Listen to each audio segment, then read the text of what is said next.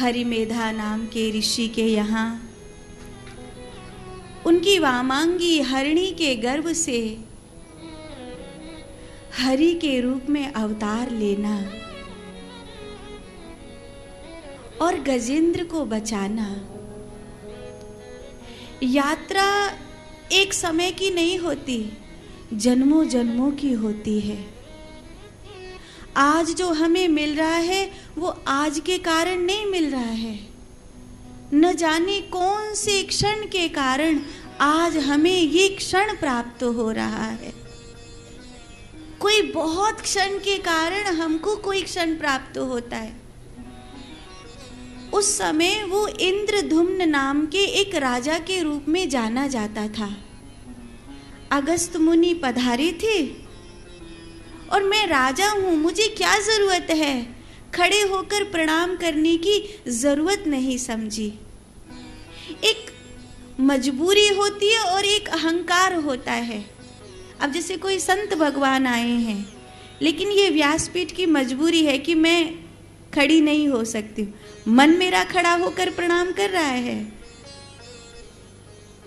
लेकिन एक ये मर्यादा है। वो भी कहेंगे कि आप विराजो क्योंकि व्यासपीठ की मर्यादा है।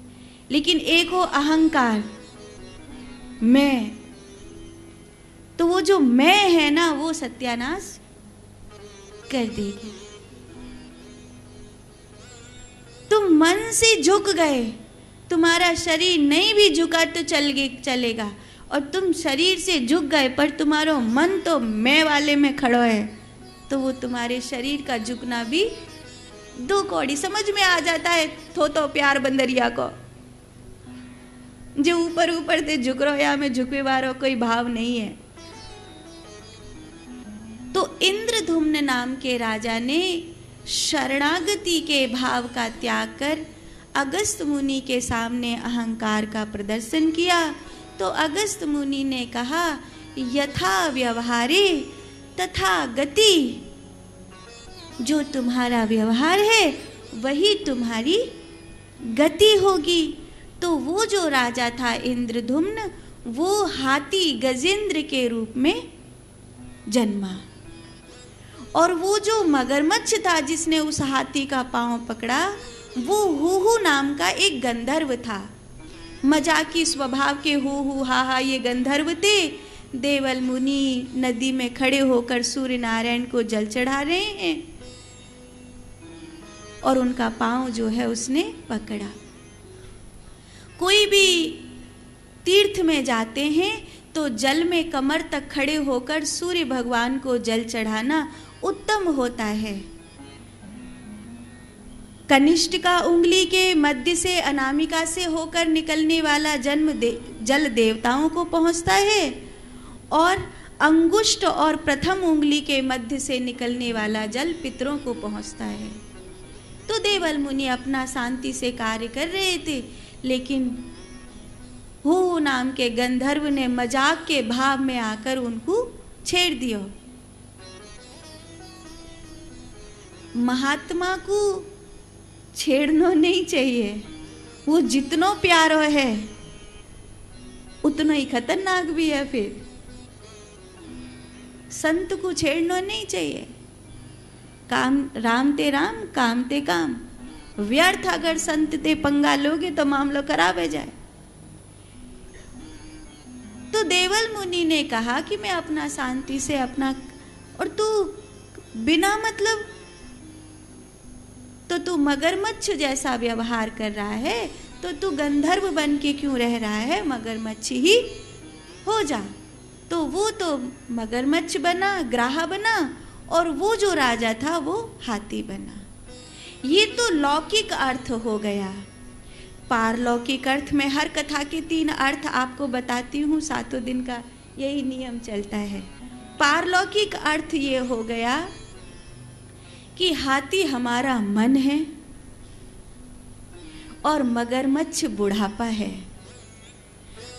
बुढ़ापा मन को खींचता है और मन कभी बूढ़ा होना नहीं चाहता। आज तक देख लो काऊ को मन बूढ़ा भयो का।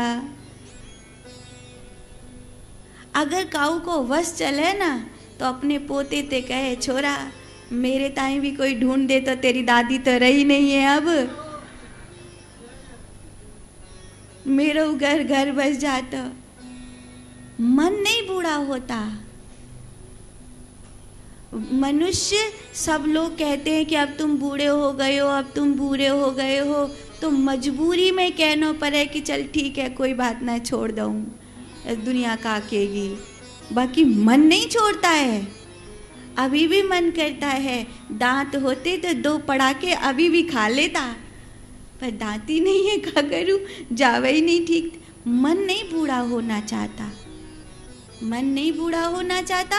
परिणाम, मगरमच्छ खींच रहा है और वो जो हाथी है वो अपने आप को बचा रहा है। सरोवर संसार है, संसार की सरोवर में बुढ़ापे की और मन की लड़ाई चलती है, और इसमें इंद्रियां, बुद्धि सब घेर घेर के उसके अगल बगल घूमते रहते हैं। और उस समय गजेंद्र ने तो भगवान को पुकार लिया, हम कब भगवान को पुकारेंगे, बस यही देखने का विषय है।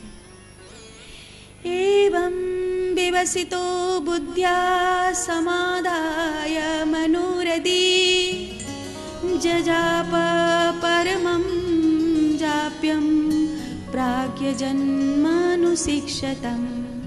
28 श्लोक हैं। उन 28 श्लोकों में गजेंद्र ने भगवान से बस इतना ही नाम नहीं लिया, हे क्षेत्रज्ञ मेरी रक्षा करो, हे सूर्य में प्रकाश होने वाले भगवान मेरी रक्षा करो। देखो तुम्हारे सिवा मेरा कोई नहीं है, अनाथ होकर तुमको पुकार रहा हूं। आपके होते कोई अनाथ हो सकता है क्या? रक्षा करो, हे क्षेत्रज्ञ मेरी रक्षा करो। समाधाय मनोरथी जजाप परमं जाप्यं प्राज्ञ जन्मानुशिक्षतम्। मीरा ने कहा, यो मने मेरो बड़ो हरामी, जो मद मातो हाथी, सतगुरु हस्त धरिया सिर ऊपर, अंकुश दे समझाती, हरि म्हारा जन्म मरण ना साथी, हरि म्हारा जन्म मरण ना साथी। मीरा जैसी स्त्री किसी को गाली दे सकती है? कभी नहीं। उसके मुख से कभी गाली निकल सकती है? मीरा जैसी देवी के मुख से गाली कभी नहीं। लेकिन मीरा अपने मन को गाली देती है, ये मेरा मन जो है बहुत हरामी है। ये हम तो अपने कूड़े पर राजा की दुसाला डाले हैं। सबको यही लगे हम ठीक है, लोग बुरे, अपन तो बहुत बढ़िया हैं। अरे हमारे मन में तो कोई उपद्रव उठता ही नहीं है। अपने अपने मन पर अच्छी वाली दुसाला डाल के रखना बहुत सुविधाजनक है। भगवान ने खोपड़ा में खिड़की बना दी होती ना, तो आधे से ज्यादा लोग सुसाइड कर लेते। तो भला ठाकुर जी ने खोपड़ा में खिड़की ना बनाई और भीतर को बाहर दिखने लग जाता, तय जाती जयराम जी की। पर भगवान ने खोपड़ा में खिड़की बनाई ना, तो दिख इतना है। तो हम ठीक है, एकदम ठीक, कोई पाप नहीं, कोई गंदगी नहीं, एकदम दूध के धुले हम। तुम पापियों घोर नरक में जाओगे, हम तो स्वर्ग की टिकट कटा के बैठे हैं। साधु मीरा, मीरा जैसी स्त्री, हम तो उसके पांव की धूल भी नहीं है। वो मीरा कहती है, ये मन बहुत हरामी है। क्या आपको नहीं लगता कि वो ऐसा है? सच में मन हरामी है, बहुत नीच है, हद पार नीच है। पहले खुद ही संकल्प करता है कि अच्छा करूंगा, और फिर खुद ही उल्टा करवाता है। खुद ही अलार्म भरता हूँ कि मैं इतने बजे जगूंगा, खुद ही अलार्म बंद करके सोता हूँ कि 1 घंटा 5 मिनट और दे दो। इतना हरामी है। लेकिन आज उस गजेंद्र ने भगवान को पुकारा। काश ये मेरा मन जिस दिन दुनिया से थक जाए उस दिन भगवान को पुकारे और ये कहे कि तू ही मेरे जन्म जन्म का साथी है। हरि महारा जन्म जन्म रा साथी, बस तू ही है। जिस दिन ये मन ऐसा कह दे, सहस्र दल का कमल पुष्प उसी दिन भगवान को समर्पित हो जाता है।